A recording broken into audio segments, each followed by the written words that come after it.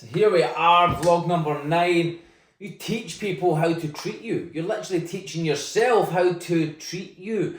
Like, what part of that don't you understand? I mean, listen, number one, what you accept is what people learn to expect from you. And then it becomes an expectation of yourself as well. So every time you allow low standards, laziness, excuses, mediocrity, you're training the world how to treat you. You're training the world to treat you that way. So if you want more respect, give yourself more respect. So expect and demand of yourself, like I keep saying, more of yourself, higher standards than anybody else could ever insist or ask of you, right? People will only hold you to the standard that you hold yourself to, unless you bring yourself around a higher quality of individual who is going to say, oh, fuck you, punk, raise your standards. Oh, you said that you were this, raise your standards, all right? If you accept weakness, hesitation, inconsistency, people will expect that from you. If you demand excellence, discipline, and execution, they'll expect that of you too. And listen, if you've got kids, you're teaching your kids what to expect for life and how to treat themselves. And so how you treat yourself is then your kids' realization and expectation of how their future should look, of how they should conduct and hold themselves. And so if you don't want that of your kids, or your kids when they become of age, bringing that individual home and who they begin to date or who they marry, then that is how you're treating them. You're teaching them what to expect for later on down the line. Okay? So if you accept the weakness, if you accept hesitation, let me tell you something about hesitation. If you're hesitating on what you want, you're sending a clear message to the universe that is what you don't want. It's a vote for, I don't want that. If you hesitate, even though you're telling me you want it, your words say you want it, but your hesitation says that you don't want it, it's a hesitation that the universe listens to. So look at your current relationship with yourself. That's where it starts. Look at then your relationships external, your business, your health, and your mindset. Maybe that's your problem. Your mind is fixed. Your mind is set. Fuck having a mindset. You need to have an open mind. And then have a mind where, listen, what is that result that I want? What is the goal that I want demand me to be? Who is the individual with that goal and how do they conduct themselves? What are their beliefs? What's their speech? What's their thoughts? What's their habits? How do they conduct themselves and hold themselves? What are they a representation of? That's why they have the goal. Mimic that. Success leaves clues. So does failure. And so allowing what you don't want, what you don't respect, just cut it now. Cut it. Let go and let God. And stop looking for reasons why. Why does it matter? Why does the why matter? Stop looking for reasons why you're there. Stop looking for reasons why that trauma keeps on coming up. Stop looking for reasons why. Progress.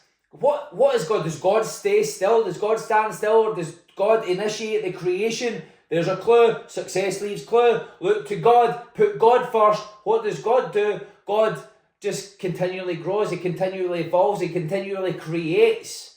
So then, if success leaves clues, your excuses don't matter. Your reasons don't matter. The stories to why you're deciding, that is why you've decided. You decided to stay there. You're getting comfort from it, even though it's not comfortable. You're happy and complacent within your suffering, and you've got other people around you. Misery loves company, and that's why there's lots of people then to create a competition of connection. We're getting connection with each other. I feel significant, and my problem is more problematic than yours.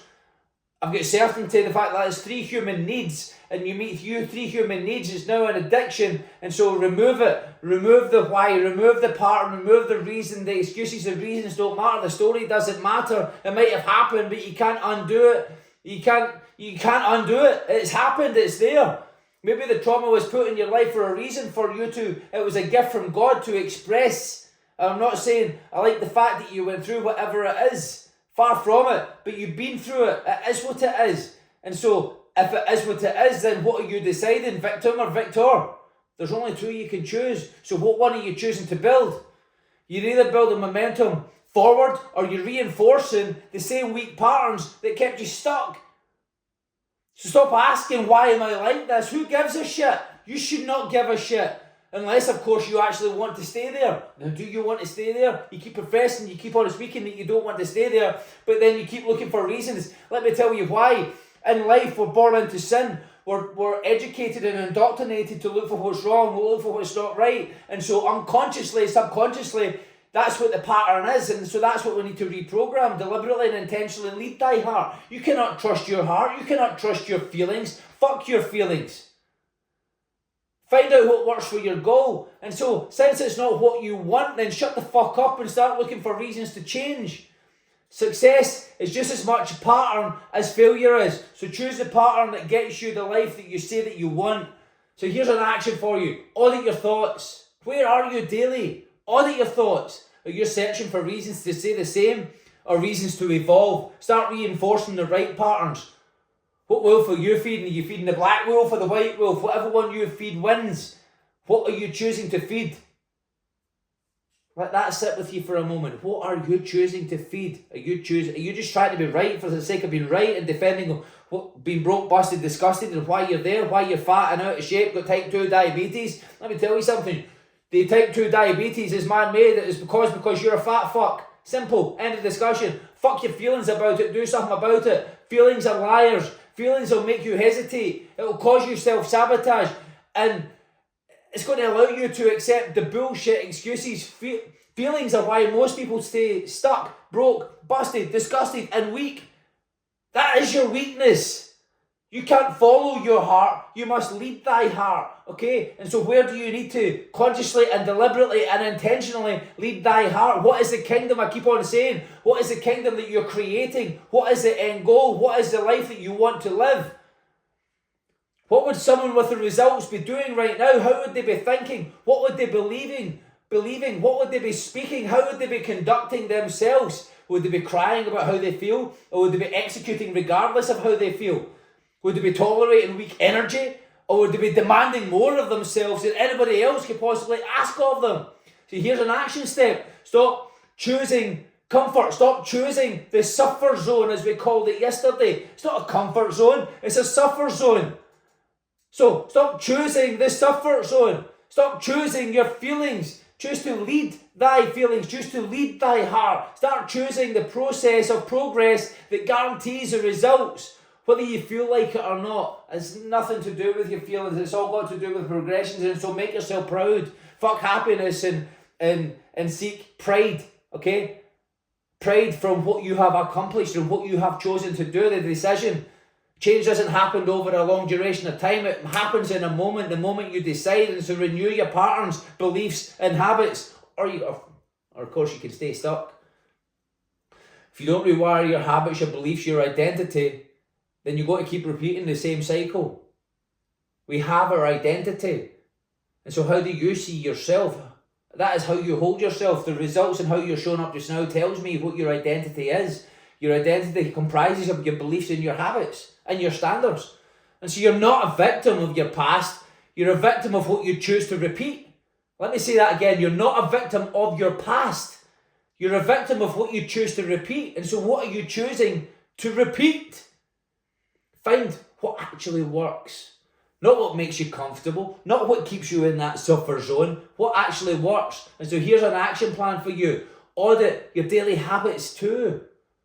Which of them align with your future self? Are you deciding to be that future self now? And if not, then you're becoming and you've pushed it forward to the future. Decide to be that. What is that now? What is the daily habits of that person? And it aligns with your future self, and decide to bring that future self to now and decide to be that now. It is that easy. It is just a decision, and you are choosing. You're either choosing not to and to push it forward, or you're choosing to be that. And to choose to be that, I urge you, I care enough not to give a shit what you think about, I feel, and I want to trigger the fuck out of you. I want to trigger you into healing you. I'm not here to just make you feel good. Listen, all these other hippie coaches, they just want to kumbaya around the fire. They just want your money.